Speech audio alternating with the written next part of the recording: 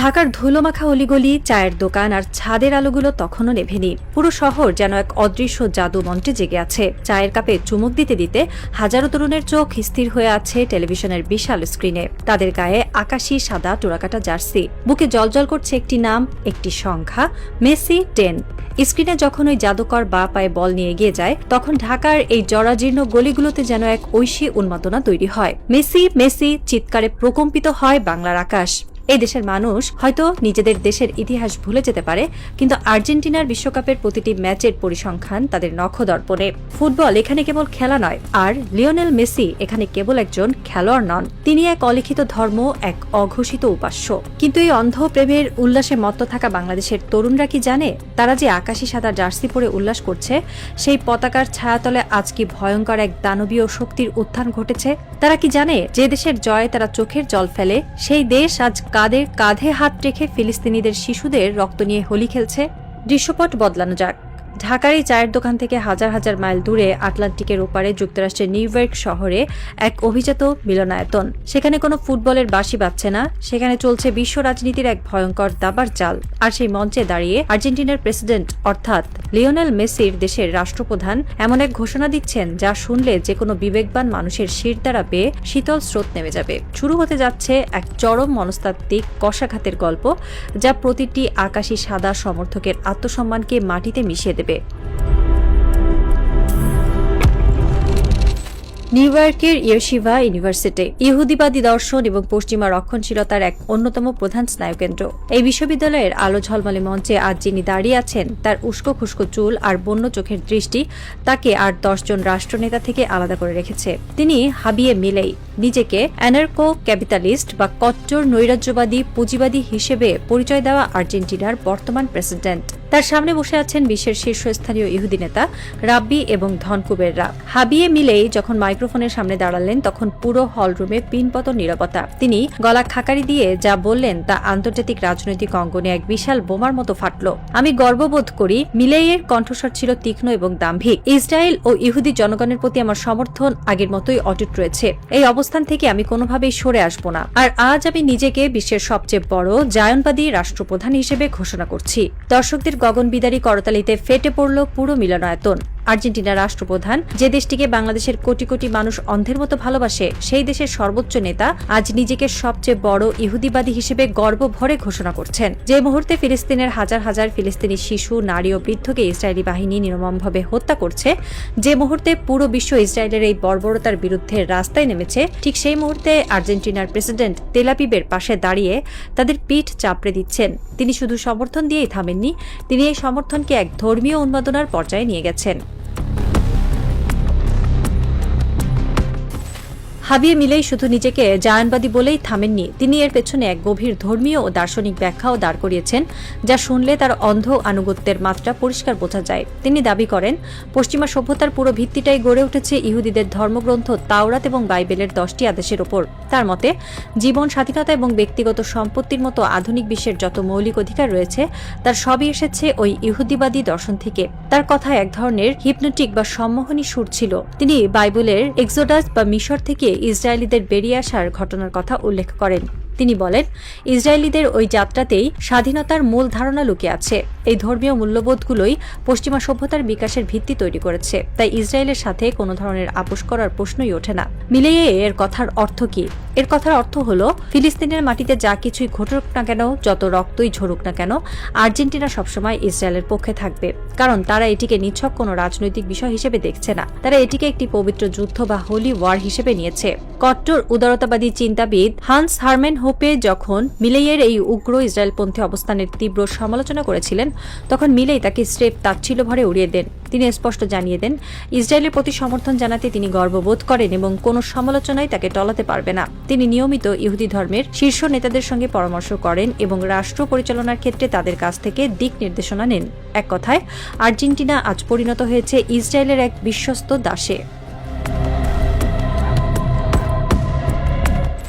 এখন প্রশ্ন হলো, এই ভূ রাজনৈতিক নোংরা খেলার সাথে লিওনেল মেসির কি সম্পর্ক? কেন বাংলাদেশের আকাশি সাদা ফ্যানদের এই গল্প পড়ে লজ্জিত হওয়া উচিত? সম্পর্কটা এখানেই যে মেসি কেবল একজন খেলোয়াড় নন, তিনি হলেন আর্জেন্টিনার অফিসিয়াল কালচারাল অ্যাম্বাসেডর বা সাংস্কৃতিক দূত। যখন হাবিয়ে মিলেই নিজেকে বিশ্বের সবচেয়ে বড় জায়ানবাদী হিসেবে ঘোষণা করছেন, তখন লিওনেল মেসি এই রাষ্ট্রেরই প্রতিনিধিত্ব করছেন। বাংলাদেশের যে তরুণেরা শুক্রবার জুম্মার নামাজের পর গাজার মজলুম মুসলমানদের জন্য চোখের জল ফেলে ফিলিস্তিনের পতাকা হাতে নিয়ে ইসরায়েলের বিরুদ্ধে স্লোগান দেয়, তারাই আবার শুক্রবার রাতে মেসির জয়ে আনন্দে মিষ্টি বিলায়। এর চেয়ে বড় হিপোক্রেসি বা ভণ্ডামি আর কি হতে পারে? একটু ইতিহাসের পাতা উল্টানো যাক। লিওনেল মেসির সাথে ইসরায়েলের সম্পর্ক আজকের নয়। 2018 সালে জেরুজালেমে আর্জেন্টিনা এবং ইসরায়েলের মধ্যে একটি প্রীতি ম্যাচ হওয়ার কথা ছিল। সে সময় ফিলিস্তিনিদের তীব্র প্রতিবাদে ম্যাচটি বাতিল হয়, কিন্তু মেসি বা আর্জেন্টিনা ফুটবল অ্যাসোসিয়েশনের ইসরায়েল প্রীতি তাতে একটুও কমেনি। মেসি যখন ইসরায়েলে যান, তখন তিনি হাসি মুখে ইহুদিদের পবিত্র দেয়াল ওয়েলিং ওয়ালে গিয়ে মাথায় কিপ্পা, ইহুদিদের ঐতিহ্যবাহী টুপি পরে প্রার্থনা করেন। তার সেই ছবি সারা বিশ্বের ইসরায়েলি মিডিয়া গর্বভরে প্রচার করে। ইসরায়েলের ধনকুবের এবং স্পন্সরদের সাথে মেসির বিলিয়ন ডলারের ব্যবসায়িক সম্পর্ক।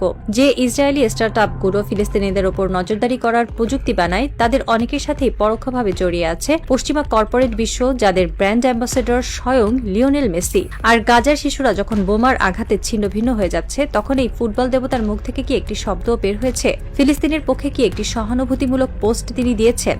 না, তিনি চুপ। কারণ তিনি জানেন তার দেশের প্রেসিডেন্ট হাবিয়ে মিলেই ইসরায়েলের সবচেয়ে বড় বন্ধু। তিনি জানেন তিনি নীরব থেকে মূলত ইসরায়েলের এই বর্বরতাকেই সমর্থন দিয়ে যাচ্ছেন। আর আমরা বাংলাদেশের বোকা ফ্যানরা সেই নীরব বিশ্বাসঘাতকের ছবি বুকে ধারণ করে রাস্তায় ঘুরে বেড়াচ্ছি। বাংলাদেশের প্রতিটি আর্জেন্টিনা সমর্থকের আয়নার সামনে দাঁড়িয়ে নিজেদের প্রশ্ন করা উচিত, আমরা আসলে কাদের সমর্থন করছি? আপনি যখন বাজার থেকে 1000 টাকা দিয়ে একটি আর্জেন্টিনার অফিসিয়াল জার্সি কিনেন, আপনি যখন তাদের স্পন্সর করা পণ্যগুলো কেনেন, তখন সেই অর্থের একটি অংশ আর্জেন্টিনার অর্থনীতিতে যুক্ত হয়। আর সেই অর্থনীতি আজ পরিচালিত হচ্ছে এমন এক প্রেসিডেন্টের দ্বারা, যিনি নিজেকে গর্ব ভরে সবচেয়ে বড় ইহুদিবাদী বলে দাবি করেন। ভাবতে পারেন, আপনি এমন একটি দেশের পতাকা আপনার বাড়ির ছাদে উড়াচ্ছেন, যে দেশ প্রকাশ্যে ঘোষণা দিয়ে ইসরায়েলের পক্ষে দাঁড়িয়েছে, যে ইসরায়েল প্রতিদিন আপনার ফিলিস্তিনি ভাই বোনদের রক্ত পান করছে। আপনি সেই ইসরায়েলের সবচেয়ে ঘনিষ্ঠ মিত্র দেশের জাতীয় দলের জয়ে উল্লাস করছেন। আমাদের আবেগ কতটা অন্ধ হলে আমরা এই সহজ সমীকরণটা বুঝতে পারি না। আমরা বলি খেলাকে রাজনীতির সাথে মেশাবেন না, কিন্তু মিলেই কি খেলাকে রাজনীতির বাইরে রেখেছেন? তিনি তো আর্জেন্টিনার রাষ্ট্রপ্রধান হিসেবেই এই ঘোষণা দিয়েছেন। যখন পুরো আর্জেন্টিনা ইসরায়েলের পাশে দাঁড়িয়েছে, তখন আপনি কিভাবে আকাশি সাদা জার্সিকে শুধু খেলা বলে চালিয়ে দেবেন? এই দ্বিচারিতা, এই মেরুদণ্ডহীনতা আমাদের পুরো জাতিকে বিশ্বের সামনে এক হাস্যকর বস্তুতে পরিণত করেছে। ফিলিস্তিনিরা যখন দেখে যে বাংলাদেশের মানুষ তাদের জন্য কাঁদছে, আবার পরক্ষণে ইসরায়েলের সবচেয়ে বড় মিত্র দেশ আর্জেন্টিনার জয়ে রাস্তায় নেমে নাচানাচি করছে, তখন তারা আমাদের এই সস্তা আবেগ নিয়ে কি ভাবে? মেসি হয়তো অনেক বড় ফুটবলার, তার বা পায়ের জাদু হয়তো মোহনীয়, কিন্তু একজন মানুষের একটি দেশের নীতি ও মানবতার বিরুদ্ধে যখন দাঁড়ায়, তখন সেই জাদুকে বর্জন করার মতো সাহস কি আমাদের নেই? নাকি আমাদের বিবেক ওই ফুটবলার জার্সির কাছে চিরকালের জন্য বন্ধক রাখা হয়ে গেছে? আজ যদি আপনি একজন সত্যনিষ্ঠ মানুষ হন, তবে আপনার বুকে ওই আকাশি সাদা জার্সিটা একটা জ্বলন্ত কয়লার মতো বিঁধতে বাধ্য। ভাবুন সেই দৃশ্যটার কথা। ফিলিস্তিনের কোনো এক ধূলিসাৎ হওয়া হাসপাতালের নিচে চাপা পড়ে আছে একটি 5 বছরের শিশু। তার শরীরে রক্ত, চোখে আতঙ্ক, তার মাথার উপর দিয়ে উড়ে যাচ্ছে ইসরায়েলি ড্রোন। আর ঠিক সেই মুহূর্তে আটলান্টিকের ওপারে আর্জেন্টিনার প্রেসিডেন্ট হাবিয়ে মিলেই ইহুদি রাব্বিদের সাথে শ্যাম্পেইনের গ্লাস হাতে নিয়ে ইসরায়েলের বিজয় কামনা করছেন। আর সেই একই সময়ে আপনি ঢাকার রাস্তায় দাঁড়িয়ে আর্জেন্টিনার জয়ে আতশবাজি ফোটাচ্ছেন।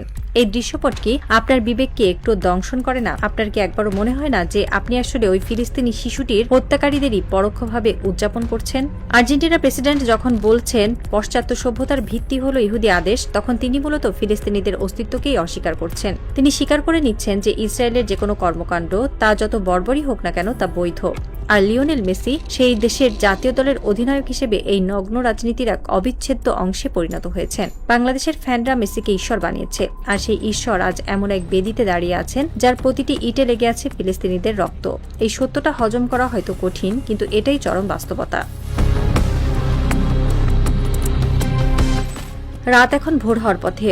ঢাকার সেই চায়ের দোকানের টিভিটা এখনো চলছে, কিন্তু এবার আর সেখানে ফুটবলের কোনো ম্যাচ দেখানো হচ্ছে না। আন্তর্জাতিক সংবাদের চ্যানেলে দেখাচ্ছে নিউ ইয়র্কের সেই ইয়েশিভা ইউনিভার্সিটির দৃশ্য। হাবিয়ে মিলেই হাসি মুখে নেতানিয়াহুর এক ঘনিষ্ঠ দূতের সাথে করমর্দন করছেন। নিচে ব্রেকিং নিউজের স্ক্রলে লেখা, নিজেকে সবচেয়ে বড় জায়ানবাদী হিসেবে ঘোষণা করলেন আর্জেন্টিনার প্রেসিডেন্ট।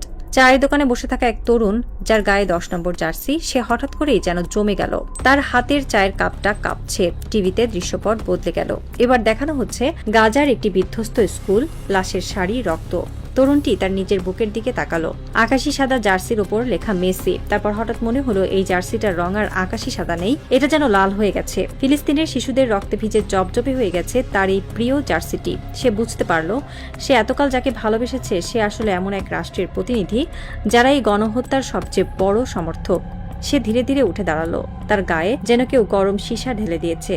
সে তার গায়ের জার্সিটা খুলল, ধুলামাখা রাস্তায় ছুঁড়ে ফেলল সেই পরম আরাধ্য বস্তুটিকে। বিশ্ব রাজনীতির দাবার বোর্ডে আজ আর কোনো কিছুই আলাদা নয়। খেলা, রাজনীতি, ধর্ম, রক্ত সবকিছু আজ মিলেমিশে একাকার হয়ে গেছে। পরাশক্তিগুলো যখন তাদের নগ্ন রূপ নিয়ে বেরিয়ে আসে তখন এই সস্তা আবেগগুলোর কোনো মূল্য থাকে না। আর্জেন্টিনার প্রেসিডেন্ট তার চাল দিয়ে দিয়েছেন। তিনি ইসরায়েলের পাশে দাঁড়িয়ে এক নতুন ভূ রাজনৈতিক স্নায়ুযুদ্ধের ডাক দিয়েছেন। আর লিওনেল মেসি তার নীরবতার মাধ্যমে সেই ডাকে সায় দিয়েছেন। এখন বাংলাদেশের ফ্যানদের সিদ্ধান্ত নেওয়ার পালা। তারা কি নিজেদের আত্মসম্মান, বিবেক এবং ফিলিস্তিনি ভাইদের রক্তের সাথে বেইমানি করে এই আকাশি সাদা পতাকাকেই আঁকড়ে ধরে থাকবে, নাকি এই লজ্জার চাদর ছুঁড়ে ফেলে দিয়ে মানবতার পক্ষে দাঁড়াবে?